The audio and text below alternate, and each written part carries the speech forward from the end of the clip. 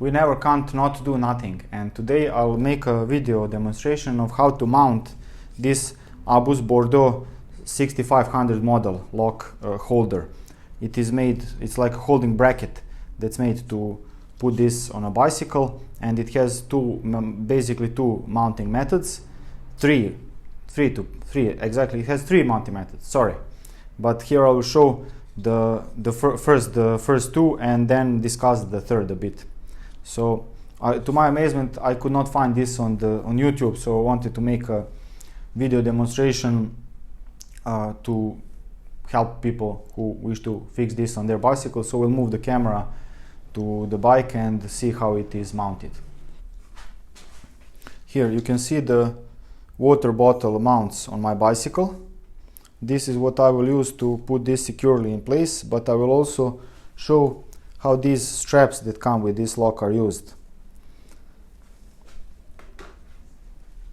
The first thing I will do is to get it roughly placed in these water bottle holders, and you can see it has three holes. So you can choose to use these two or these two. Both are used for placed at standard spacing of these water bottle holes. So you can use either, and I want to put it to sit lower on the frame because it's quite heavy and there's no need to have it hanging quite high.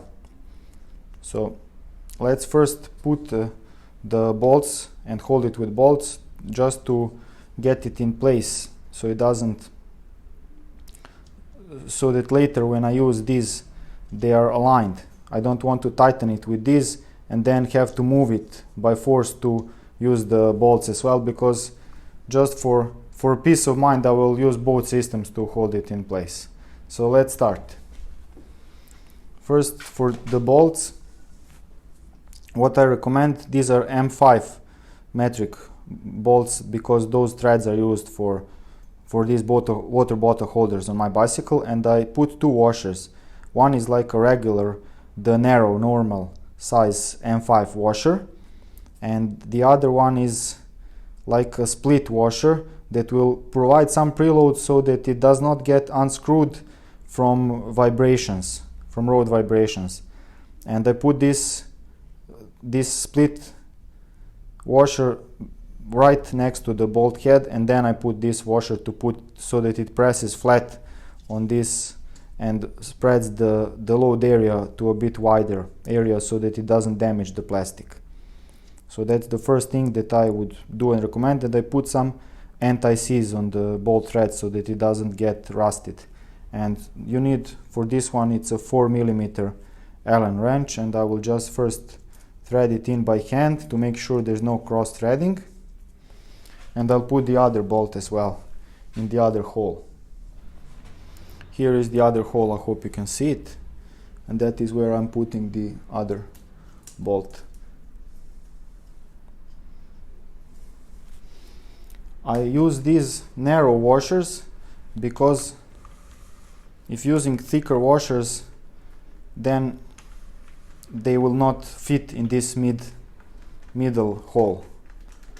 It is not very wide. Otherwise I would have used wider washers. And here I will not tighten it all the way. I will just put it like finger tight, because I want to put I want to put the other mounting method in place as well before tightening it all. That's it for this system. And now how to put these. You can see that they have like an elbow, and that elbow should get stuck. Let's try to show it. That elbow should get stuck right about here. So this is what I want to achieve. I want to place it inside all the way out and have this elbow catch on here. So it's nicely seated now. I'm not leaving it like this. I want it to be pushed and catch onto it. I will do the same thing with the other one.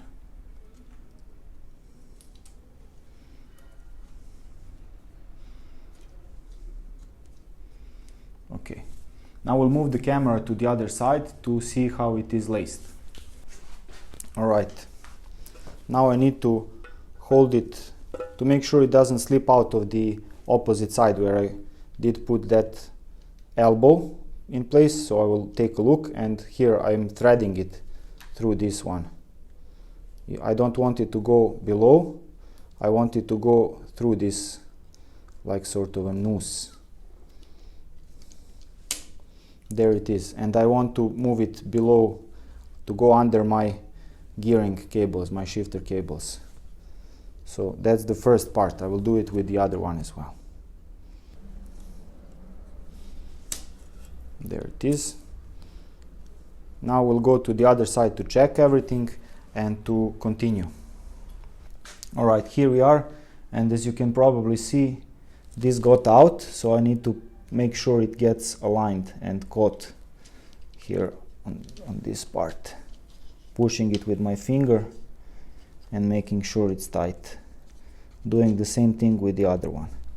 Okay, looks better now. I'm tightening it.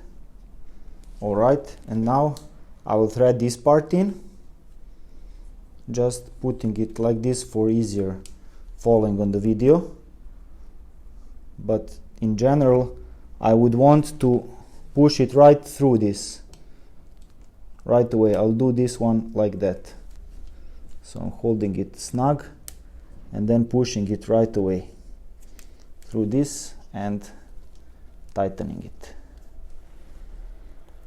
This one we'll do in two ways, 2 turns. First like this to keep it tight, and then doing the threading in part.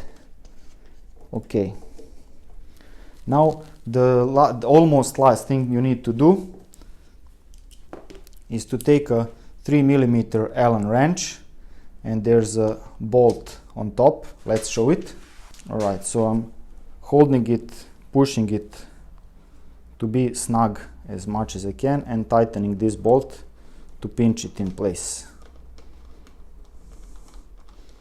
I'm not using too much tightening torque, just 1 Newton meter is more than enough. Okay, it cannot be pulled out. I'll do the same thing with the other one. Just for curiosity and to make sure, I will push it out a bit to see if the angled elbow part is still holding properly in place. It is. Okay. Now keeping it tight and tightening it.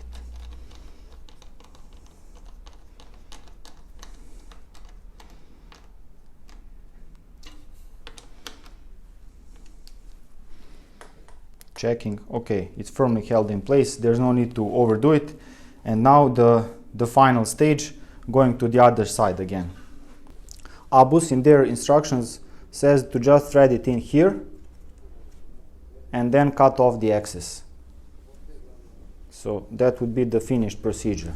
However, because I want to keep this longer in case I need to put this on a thicker frame with thicker tubes sometime in the future, I will rethread it on the other side and then see about cutting off the extra. So here we are at the opposite side, and I just made sure that it's not going around the cables. I want to let it go under the cables and get it out this way. Doing the same thing with the other one. Okay, and now I can see about cutting the extra off or just putting it here to be out of the way and not dangle around. I'll think about it later, but generally it should not be a problem even if you cut it here at this length. And now to finish my mounting procedure, I will use the 4mm Allen wrenches to tighten these 2 bolts. So it's now got 2 mounting systems to make sure it stays in place and it does not get stolen off a bicycle. It will be a bit trickier, take a lot more time. No need to use any sort of high torque here, just a few Newton meters is more than enough, and I've put those washers to prevent these bolts from getting loose from vibration. So I think this is about it. I just did it finger tight, not holding it like this, just using fingers, so it should hold. How do they say on YouTube? Thanks for watching. I hope you enjoyed this. I hope you will find this useful and helpful, and do try this at home. You don't have to be a bicycle mechanic to fix and mount a bicycle lock bracket on your bicycle, and it's a super convenient way to carry these locks, and this is one of the main reasons why I like these folding locks, because they are super practical to carry on a bicycle. They don't take too much space or get in the way of other cables like ordinary chains do when you need to wrap them around something or carry them in your backpack, which can then make it a bit heavier while you're riding, unless you put it on your rear rack and so on. So it's super convenient lock, and I've used it for years, and just got this new bracket to put it on the other bicycle when I'm riding the other bicycle, and wish to lock it somewhere for a few minutes when I'm doing some errands. So that's it. Thanks for watching again, and cheers.